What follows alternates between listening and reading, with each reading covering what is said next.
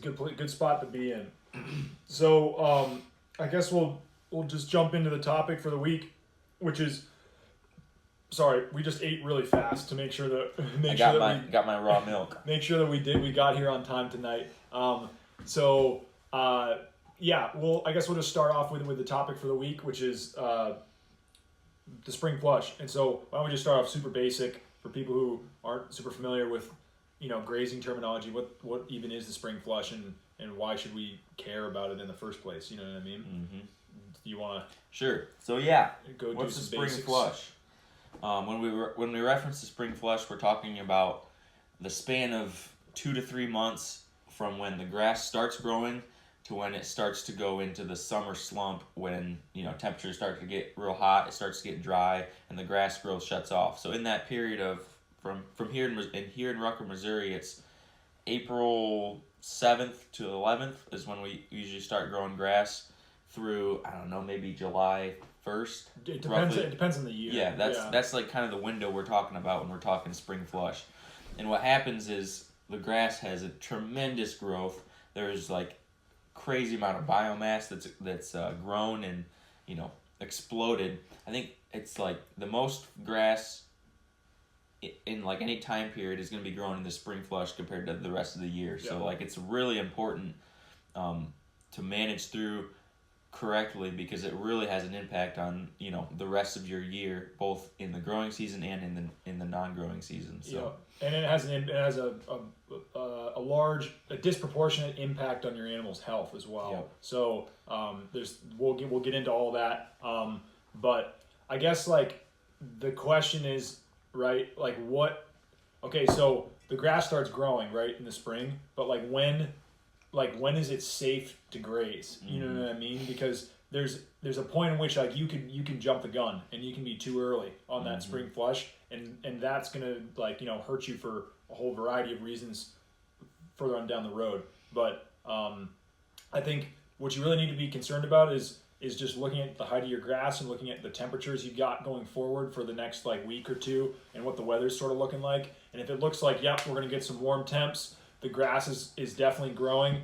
And once you get that grass up to, I don't know, like the taller the better, right?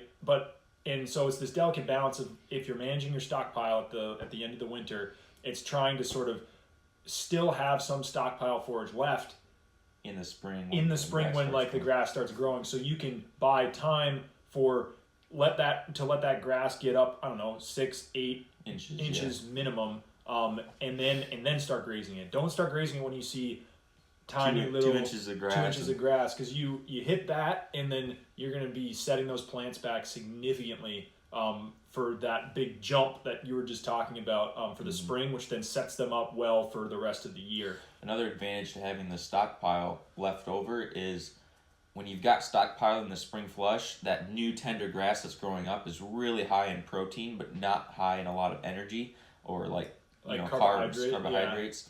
And so having that leftover stockpile residual, grass, stockpiled fescue, when they're reaching down there getting that tender, delicious spring green grass, yep, they can't help but grab a couple blades of the dry last year's forage, and so it kind of helps balance out their rumen and their nutrition requirements. Because what'll happen in the springtime is super common, is since it's like the grass is such high in protein, they're getting just protein, way too much protein, and their manure becomes really runny, and they can actually lose weight. Yep. It's the best growing time of the year to grow grass, and they'll lose weight because they have too much protein and not enough energy. So. Yeah. And so, like, if you've set it up where you grazed all of your stockpile off, and then you perfectly timed it with the start of the spring flush, that's totally fine. But what we'll do if we're in areas where we either graze the stockpile a little bit lower, or there's just not any available because we took it over the course of the winter,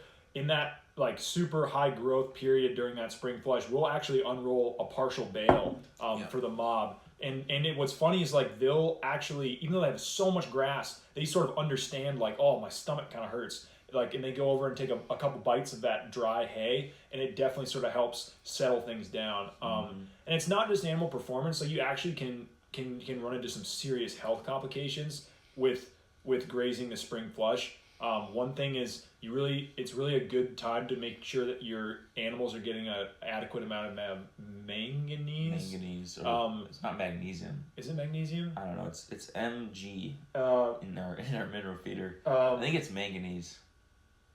That's what Greg says. Yeah. It's either manganese or magnesium. But so you can buy like a high mag mineral, which is a mix of, it's like if you don't do Free Choice Enterprise stuff, you can just buy like a bag of this. I think it's called high mag, where it's actually a mix of other minerals in there, but there's a high level of that manganese, magnesium. They're two different elements, I understand, but I don't want to say the wrong thing, so it's one of the two. It's one of the two. And anyway, so it just makes sure that you get that in the animals, because they can actually die if they don't get an adequate amount of that. Because what happens is because the grass is growing so quickly, there's a high protein content and there's also a high like water content in the grass. Like there's really very little mineral value. Magnesium. There's really very little mineral value in the forage itself, and so you really just got to be making sure that you've got that mineral and that salt and that magnesium available to those animals, because they're not going to be getting it from the grass in that period of time. As the grass starts to slow down growth, and there's more like phytochemicals and like secondary metabolites and stuff like accumulating in the plant, then that's when like all those minerals are there for the taking, and you run it and you don't have that issue anymore. Of that, what you would call, some people call like washy grass in the springtime. So how do we manage our grazing? Like what's our paddock size? How fast are we moving them in the spring flush? That's kind of an important one. That's super important. So it's like the rule of thumb you have to remember is you need to match the speed of your grass growth. So if the grass is growing really quickly, you need to be moving your animals really quickly. If the grass is growing really slowly, you need to be moving your animals really slowly. And so that being said, the grass is growing the fastest in the spring. And so we make sure that we give the animals the biggest paddocks that we give them over the course of the entire year, which means that we end up making the fastest rotation around the farm. We make about, depending on the year, like 5-6 rotations, like in total, like around the farm. And that rotation in the spring, it's like 30 days. 30 days. The fastest I think Greg's ever done it is 28 days. And the average I would say is like 60 days. That's like like middle of the road. In the winter we're like 90 plus. In drought periods it could go even more, but that spring flush is like 30 days. It's pretty nuts how fast we get around the farm, but it's because the reason you want to be moving quickly and matching the growth of matching the speed of the growth of the plant is because keep going. I saw that. The reason you want to match the speed of the growth of your plants is because if you move your animals too slowly, the plants are going to end up putting a seed head on too quickly. And so what you're essentially trying to avoid as a manager of grass, as a grazer, is you're trying to avoid that seed head, because once the plant puts the seed head on, it's fulfilled its accomplishment in life, because it's now able to reproduce. And so once that happens, the grass becomes incredibly woody or lignified, and the plane of nutrition, or the feed value of that seed head grass like plummets. And so to avoid the grass putting on a seed head too quickly, you have to match that speed of the spring flush, because it's cranking. If you don't like catch up with that growth, like a huge chunk of your farm is gonna go into seed. And when that happens, you sort of screwed yourself for the latter part of the summer, because now you're battling all of this like super woody stuff, and you're sort of relying on regrowth in order to find some sort of palatability. And we can talk about different ways of handling like the seed head problem. You know what I mean? Because it's something that the reason you move them super fast is to try to avoid it. But sometimes, like if you've got perfect growing conditions and the grass is absolutely cranking, you just can't move them fast enough. You can't give them big enough areas. You just don't have enough animals to keep up with it. You have you're appropriately stocked, and if you want to learn about stocking density and stuff like that, go watch the last week's episode, because that's what we talked about. But anyway, if you're appropriately stocked for the majority of the year, most likely you're going to be understocked for the amount of grass you grow in the spring flush. And so there's a couple different techniques that you can implement to try to avoid or mitigate the production of seed heads and maintain the nutritive quality of your forage. So we could talk about.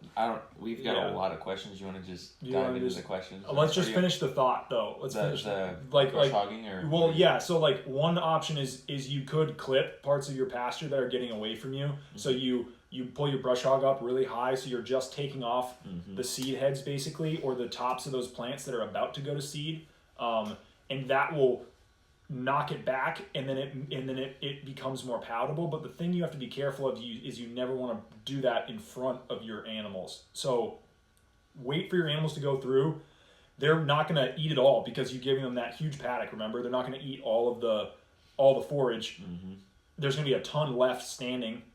And you come in right behind them to maximize the recovery time after that clipping. You come in right behind them and you just knock the tops of the seed heads off with your brush hog. That's one option. Another option is I like this one. Yeah. So this is another option that might work for your situation or whatever. Is you want to, so basically like say you're rocking around your farm, right? You're going as fast as you possibly can, and you go and check your paddocks that are 2-3 weeks away, right, from where you're gonna be. And you go and look, and you're like, or like the paddock where you started. The beginning, where you started. Let's say, like that first paddock that you grazed, right? If you go and look at that, and you still have like 2 or 3 weeks left in your rotation or whatever, before you get to that paddock, and it's already putting on seed heads, there's no way that you can speed it up. What you might want to do is just like not graze that paddock, like just skip the paddock and like push them ahead. And what's going to happen is like that grass is going to put on seed heads and it's going to become lignified. But essentially what you're doing is you're sacrificing that area in order to maintain palatability over the rest of your farm. And then maybe if you get into a drought, right, like, partway through that summer slump, you're going to have a ton of grass still available. It may be woody and lignified, but at least it's grass. Yeah, it's grass, and the feed value of that is going to be better than any hay that you can buy. So you sort of reserve that woody lignified stuff, and then you skip it. So yeah, and then you come back around. You started grazing. Yep. You're almost through the end of your rotation, but you still got this chunk left. But you need to be here. This is like ideal grazing. Back at the start, you just go to there. Skip it. Just leave this for like you said, later in the summer. And allow it to go to seed and get really woody, but it would save your bacon if you get into a drought because you have all of this standing forage that you didn't even touch. And it's going to be better for your animals because they have maximum.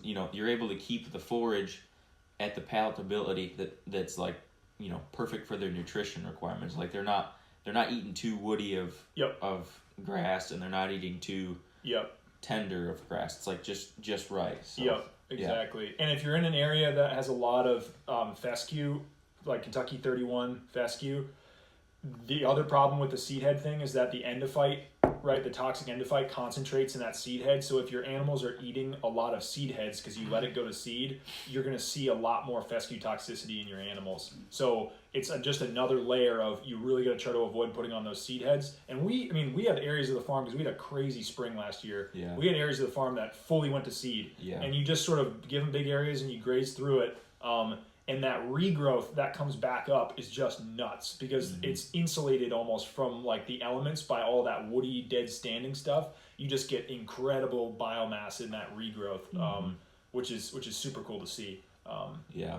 But it's getting me excited for spring. I know, it gets me excited for spring too. We can see the grass growing. Yeah, it's happening. We're getting a lot of rain right now. I don't know if you can hear it outside, but we needed it pretty badly, and that's gonna cause a jump. We're gonna get some cool temps next week though, so we got a little ways off. It's still early. We're still in March.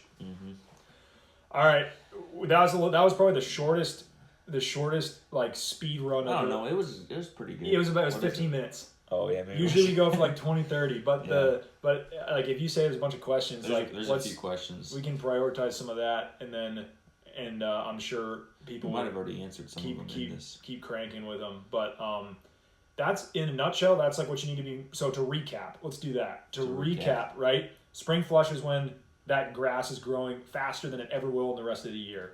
You may need to make sure you don't get out on it too early. You need to make sure that you're supplementing your cattle with a little bit of dry material, whether that's hay or stockpile. You need to make sure you're getting magnesium and adequate mineral because that grass is super washy, right? You need to be giving them huge areas so that you're moving across your farm and matching that really fast growth speed, and you're trying to avoid seed head production. And so if it gets away from you, skip it or brush hog it to maintain the high plane of nutrition in your animals' diets. And either if you brush hog it, it'll grow back. Brush hog it behind your animals, it'll grow back really palatable. If you don't brush hog it and skip it, you're going to have a lot of like summer stockpile almost that you can use in the case of a drought. Mm-hmm. So that's like the speed run, how to manage during the spring flush. If people have got, I'm sure there's questions. If people have questions or comments about it, just fire it away. And it doesn't necessarily have to be related to the spring flush at all. You could ask us like what we ate for dinner in like 15 minutes before we did this, or what happened on the farm today, or whatever. You know what I mean? It can be anything. Yeah. All right. Let's start on these questions.